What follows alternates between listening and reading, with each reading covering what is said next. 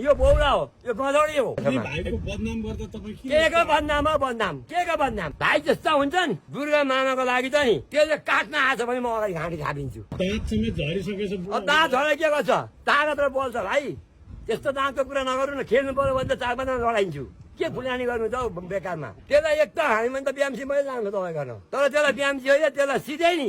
आडै घाट पुर्याइदिन्छु म त्यसले कसैलाई बाँकी राखेन यो बौला हो यो गधडी हो गधडी हो म डाइरेक्ट भन्छु तपाईँ म सिधै भनिदिन्छु हौ गधडी हो त्यो गधडी कुरै नगर्नु यहाँ मेरो भाइको बदनाम गर्दा तपाईँ के को बदनाम हो बदनाम के को बदनाम भाइ जस्ता हुन्छन् भाइलाई अहिले म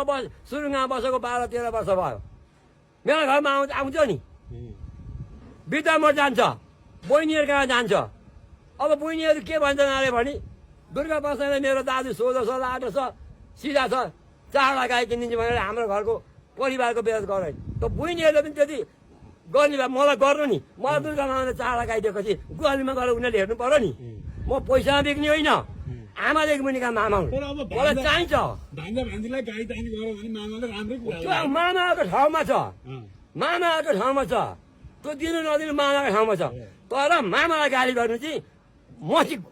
कसैले हुँदैन भन्छु मामाले तपाईलाई सुख नदिए पनि तपाईले मामाको समर्थन गर्नु म मामाको दुर्गा समर्थन गर्नु होइन म यति भन्छु कि दुर्गा मामाको लागि चाहिँ त्यसले काट्न आएछ भने म अगाडि घाँटी थापिदिन्छु तपाईँको अगाडि बुझ्नुभयो म ज्यान दिन्छु मामालाई